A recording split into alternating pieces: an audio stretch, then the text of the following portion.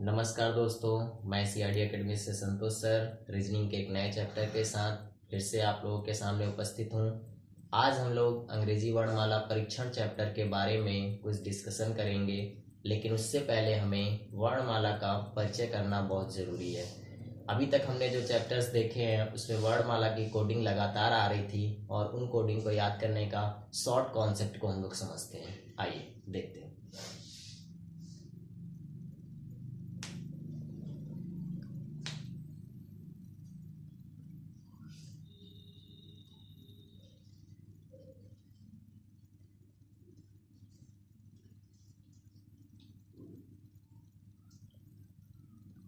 अंग्रेजी वर्णमाला।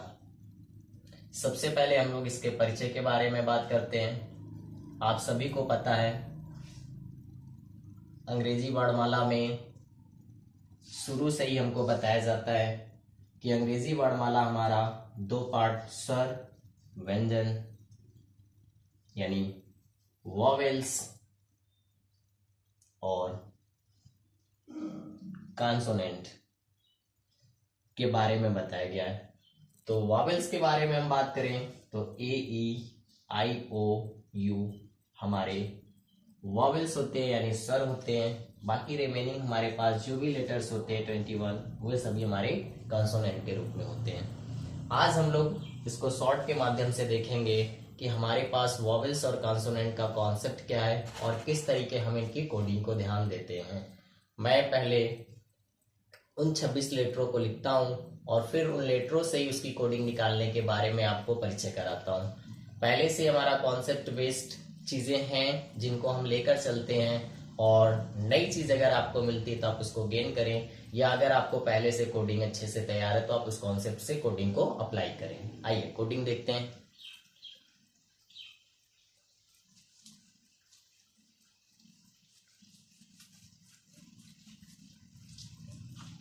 हमारे पास तो 26 letter A B C D E F G H I J K L M N O P.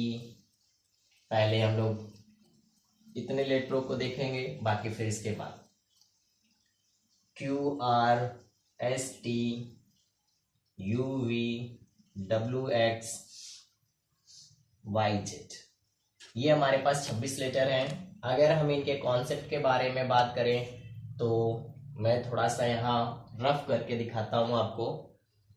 ई ज्योति के माध्यम से हम पहले लेटरों के 5 वर्ड में डिवाइड कर लेते हैं, जिससे हमें इजिली लेटर याद करने में आसानी हो जाती है। तो पुराना कॉन्सेप्ट आप लोगों ने पहले से भी पढ़ रखा होगा, या जिन्होंने नहीं पढ़ा है इसको आप देखें।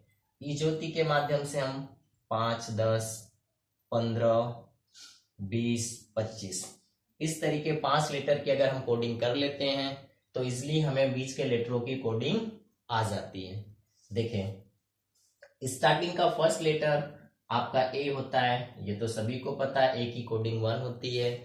लास्ट लेटर हमारा 26 होता है यानी जेड होता है, ये सभी को याद होता है। अब अगर हम इन छोटे छोटे लेटरों की कोडिंग को बीच में अप्लाई कर देते हैं तो हमें कोड और आसान होता चला जाता है। आइए, पहला लेटर हमारे पास ई है जिसकी कोडिंग हम यहाँ पे 5 के रूप में रखते हैं। दूसरा लेटर जे है जिसको 10 के रूप में, तीसरा लेटर ओ है 15 के रूप में, और फोर्थ लेटर हमारे पास टी है 20 के रूप में, और हमारे पास वाई है 25 के रूप में। अगर हम देखें तो 26 लेटरों में 5 लेटर ये प्लस 2 लेटर ये यानी 7 लेटर निकल गए। अब हमारे पास बचे हुए जो भी लेटर्स हैं वो अपने आप कोडिंग डिनोट करते हैं। इधर देखें, अगर हम एफ के बारे में बात करें तो यहाँ पे देखें, अगर हम यहाँ से नीचे इसको मर्ज कर देते हैं तो ये 6 के रूप में दिखाई देता है, यानी एफ का लेटर 6 अपने आप दिखाई देता है। अगर जी के बारे में बात करें, हम इसका राउंड शेप अगर हटा देते हैं तो यहाँ पे देखें 7 के रूप में दिखाई देता है, यानी हमारे पास जी की कोडिंग 7 हो जाती है, हमें याद करने की जरूरत नहीं है। अगर हम एच के ऊपरी हिस्से को और नीचे हिस्से को मिला दें तो 8 के रूप में दिखाई देता है, यानी हमें एच की कोडिंग याद करने की जरूरत नहीं है, हम जैसे ही देखते हैं इसकी कोडिंग मिल जाती है। अब अगर हम आई के बारे में देखें, इसके टॉप बॉटम को अगर हम राउंड बना दें तो हम देखें तो 9 कोडिंग इसकी बन जाती है, और इजिली हमारे पास इसकी भी कोडिंग आ जाती है। इसके बाद अगर हम देखें जे की कोडिंग ऑलरेडी हमारे पास है। अगर हम के की कोडिंग के बारे में बात करें तो एक लाइन बिल्कुल सही है और दूसरी लाइन जो फोल्ड है इसको अगर हम सीधा कर देते 11 के रूप में दिखाई देती, यानी इसकी कोडिंग हो जाती 11। नेक्स्ट अगर हम देखें एल के बारे में तो फैक्टोरियल के बारे में आप सभी ने सुना है। मिनिमम वैल्यू के अगर हम बारे में बात करें 2 होती है और इन दोनों को अगर हम बाहर निकाल कर देखें तो 12 दिखाई देता है, यानी एल की कोडिंग आपकी 12 हो जाती है। अब इसके बाद हमारे पास आ जाता है एम और एन। तो अभी मैं आपको इसके बारे में परिचय कराऊंगा। हमारे पास ए से लेकर एम तक फर्स्ट पार्ट के लेटर होते हैं, एन से लेकर जेड तक के सेकेंड पार्ट के लेटर होते हैं। तो हमें इसकी कोडिंग के साथ साथ इसकी भी कोडिंग याद हो जाती है कि फर्स्ट पार्ट का अंतिम लेटर जो होता है वो 13 होता है, सेकेंड पार्ट का जो फर्स्ट लेटर होता है वो 14 होता है, यानी ये भी कोडिंग हमारे पास याद हो गई। अब देखिए अगर हम सेकेंड पार्ट के लेटर में जब भी कोडिंग के बारे में जाएंगे तो 10+ सारी कोडिंग्स होती हैं। क्यू अगर हम देखें तो यहाँ 7 के तरीके डिनोट होता है, तो यहाँ पे हम देखें तो 10 ऐड कर दें तो 17 बन जाता है। अगर 8 को हम यहाँ पे आर को देखें नीचे मर्ज करें तो 8 जैसा दिखाई देता है, 18 इसकी कोड हो जाता है। और अगर हम 9 यहाँ पे एस को देखते हैं, यहाँ पे इसको अगर मर्ज कर देते तो ये 9 के रूप में दिखाई देता है, और अगर हम 10 इसमें ऐड कर देते तो 19 हो जाता है। यानी इसलिए अगर हम देखें तो हमारे पास ऑलमोस्ट कोडिंग आ चुकी है। अब बच गया हमारे पास 3 लेटर है बेसिक, और यहाँ पे 4 लेटर बच जाते हैं। इतना तो हमें वर्कआउट करना होगा, कंपटीशन फाइट करना है। तो इसकी कोडिंग देखें तो 2, इसकी कोडिंग 3, इसकी कोडिंग 4, इसकी कोडिंग आपकी 21 हो जाती है, इसकी 22 हो जाती है, इसकी 23 हो जाती है, इसकी 24 हो जाती है। यानी अगर हम इसको 3 से 4 बार लिख लेते हैं तो धीरे धीरे ये कोडिंग आपको तैयार हो जाती है। क्योंकि जो हमारा नेक्स्ट चैप्टर इसके बाद स्टार्ट होने वाला है अंग्रेजी वर्णमाला परीक्षण, वहां पर इसकी कोडिंग की बहुत ज्यादा प्राथमिकता दी जाएगी। तो मैं उम्मीद करता हूं कि आपको इसकी कोडिंग मिल गई होगी। अब हम वर्णमाला का दूसरा रोल देखते हैं। एक तो आपने देखा कोडिंग, दूसरा देखा आपने स्वर व्यंजन के रूप में, तीसरा हम देखते हैं इनके अपोजिट लेटर के रूप में। यानी अगर हम इसको रफ कर दें तो अगर हमें ये कोड याद हो गया तो हम सारे लेटरों के अपोजिट लेटर को भी याद कर सकते हैं इजिली। देखें कैसे।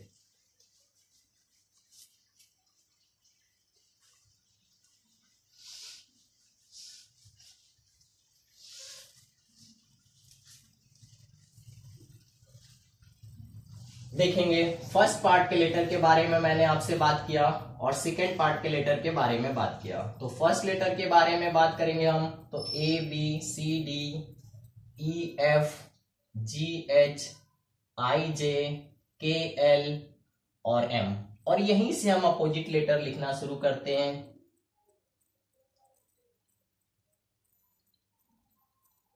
N O P Q R S T U V W X Y Z. आप देख पा रहे होंगे कि अगर हम इसके बारे में बात करें तो 30 लेटर आपके यहाँ पे हैं और 30 लेटर आपके यहाँ पे हैं। और अगर फर्स्ट पार्ट के लेटर के बारे में बात करें तो हम थोड़ा सा नॉलेज आपको देना चाहेंगे और सेकेंड बारे में थोड़ा सा नॉलेज को गेन करेंगे हम सब। तो यहाँ पे जो फर्स्ट पार्ट के लेटर होते हैं इसको हम बाएं पक्ष का अक्षर कहते हैं और सेकेंड पार्ट को हम दाएं पक्ष का अक्षर कहते हैं।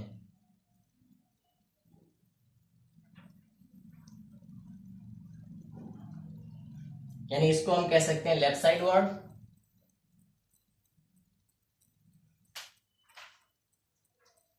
और इसको हम कह सकते हैं राइट साइड वर्ड।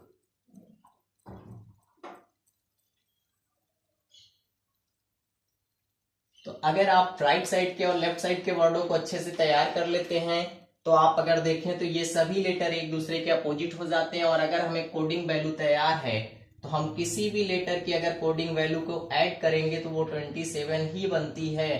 तो इसलिए अगर हम लेटर की कोडिंग को घटा देते हैं तो 27 ही हमारे पास रिजल्ट आता है।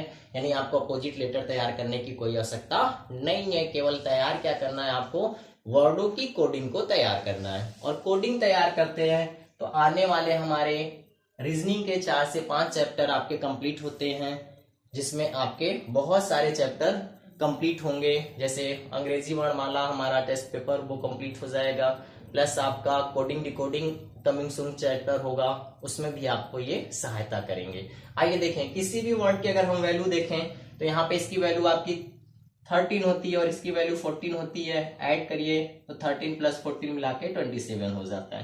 यानी किसी भी कोड की अगर वैल्यू हमें ज्ञात करनी है तो हम क्या करेंगे, 27 से घटा देते हैं और हमारा क्या है, अपोजिट लेटर कंप्लीट हो जाता है। और आज का हमारा टॉपिक इतना ही रहेगा।